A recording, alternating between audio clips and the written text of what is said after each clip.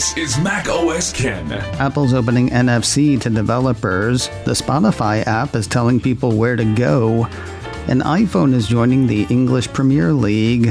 It is Thursday, the 15th of August, 2024. I'm Ken Ray, and this is news from Mac OS Ken, brought to you by yours truly and supported by people like you, patrons through Patreon. Find out more and add your support at patreon.com/MacOSCan. A somewhat surprising move from Apple on Wednesday. The Cupertino company issued a press blurb saying it plans to open access to NFC functions in iPhone. Starting with iOS 18.1, the company says, developers will be able to offer NFC contactless transactions using the secure element from within their own apps on iPhone, separate from Apple Pay and Apple Wallet. Hey, what about all the safety talk that's always been used to defend Apple Pay against all comers? Yeah, that's still there. Apple says it's designed the system to give developers a secure way to offer NFC contactless transactions from within their iOS apps, while guarding the privacy and security of users. I'm sorry, did I say give? I meant provide. According to the company, developers will need to enter into a commercial agreement with Apple, request the NFC and Secure Enclave entitlement, and pay the associated fees.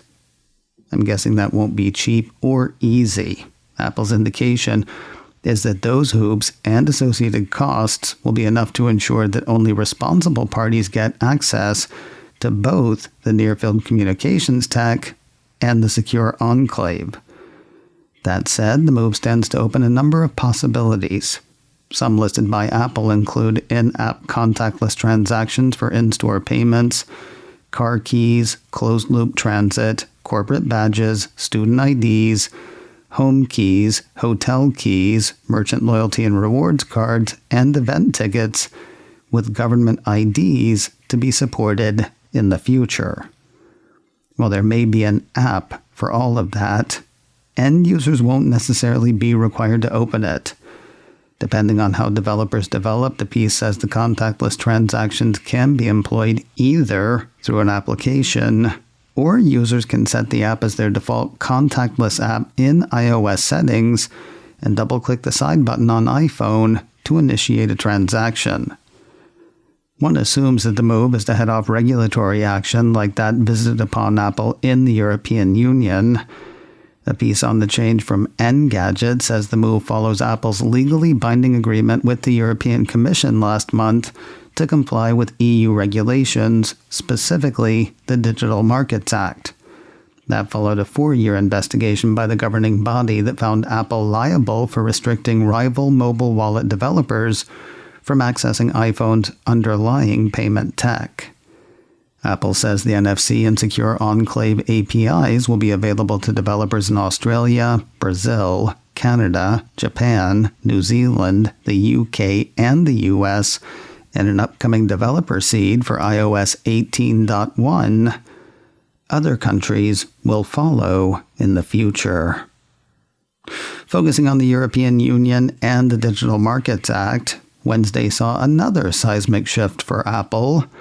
A piece from Mac Rumors says the Cupertino company is finally letting Spotify tell people in its iOS app about more favorable pricing online and where to find it.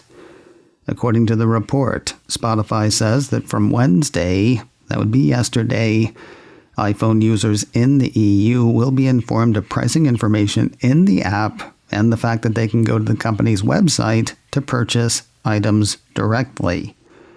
In a blog post, the music streamer said EU iPhone consumers will now benefit from seeing our end-of-summer promotional pricing. They'll also finally be able to see how much a premium plan of their choosing costs once the promotion ends. Now, what's funny is Spotify's messaging comes with no clickable links, with the company settling instead for telling people where they can go. Unfortunately, says the company, Spotify and all music streaming services in the EU are still not able to freely give consumers a simple opportunity to click a link to purchase in-app because of the illegal and predatory taxes Apple continues to demand. That's a reference to complicated new business rules, as Mac Rumors calls them, that see Apple levy a charge for sales facilitated through links from apps in the App Store. Spotify says the EC has ruled against those rules, adding, if the European Commission properly enforces its decision, iPhone consumers could see even more wins, like lower cost payment options and better product experiences in the app. Turning now to sports.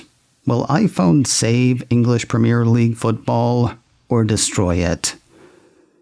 Nobody in this house watches football or soccer, and yet we had a 15-minute discussion last night about a new tech plan to decide offside calls in the Premier League.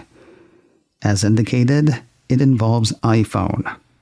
9to5Mac says the league is working with a company that works with the NBA, employing a system called Dragon. Citing a piece from Wired, the report says the system will initially use at least 28 iPhone cameras at every stadium in the Premier League. The system uses the built-in cameras of iPhone 14 models and newer. The iPhones are housed in custom waterproof cases adorned with cooling fans and are connected to a power source. The team designed mounts that hold up to 4 iPhones clumped together. Once the iPhones are positioned around the pitch, the piece continues. Together they capture a constant stream of video from multiple angles. This wealth of visuals apparently gives Dragon the ability to track between 7,000 and 10,000 points on each player at all times. Oh, and there's AI at play. The piece says the system can auto-detect important impending events, such as a possible offside call, and scale up the frame rate of certain cameras temporarily, then scale back down when appropriate to save computing power. All of this to figure out whether a rule in a game was broken during play. Accurate, sure, but doesn't it take away some of the charm? Anyway, that's where the discussion landed here. Apple TV Plus has announced a new season of a show that I totally forgot Apple TV Plus had made part of anyway. The Cupertino streamer issued a press release earlier this week announcing another leg of the Ewan McGregor, Charlie Boorman Long Way series. This one, as yet untitled, follows the path worn by previous series Long Way Up, Long Way Round, and Long Way Down. Each follows the pair as they ride motorbikes from point A to point B, with many points observed in between. According to the streamer, the new season follows Ewan and Charlie as they ride lovingly refurbished vintage motorbikes from Ewan's home in Scotland to Charlie's in England, but rather than take the shortest route, they go the long way. They head across the North Sea to Scandinavia, all the way up to the Arctic Circle, then down to the Baltics and through continental Europe, before eventually hopping back over the English Channel 2 months later. It's an adventure that will take them to more than 15 countries through spectacular scenery and along some of the greatest driving roads in the world. 10 episodes for the next season, no word in the release on when they will hit the stream. The 3 previous seasons are available to stream now on Apple TV+. And finally today, if you're interested in Apple, and I suspect you are, and you know what a podcast is, and I suspect you do, 9to5Mac has word of one you may want to give a listen. The show 20,000 Hertz has published a 2-part series exploring the sound of Apple. Though I've not heard it, it apparently is what it sounds like. The episodes are said to include discussions with several members of the Apple design team, audio engineers, and others, with an emphasis on Apple creating some of the most recognizable sounds ever made. Topics include the sounds of Apple Watch, iPhone's default ringtones, the use of haptics in Apple devices, and plenty more. Yes, I plan to give it a listen, and you can too. Find the show 20,000 Hertz wherever you get podcasts. macOS Ken, brought to you by me and supported by people like you, patrons through Patreon. Find out more and add your support at patreon.com/macOSKen. Advertising handled by Backbeat Media, online at backbeatmedia.com. You can reach me a couple of ways. info@macosken.com or call 716-780-4080. Until next time, that is news from macOS Ken. I'm Ken Ray.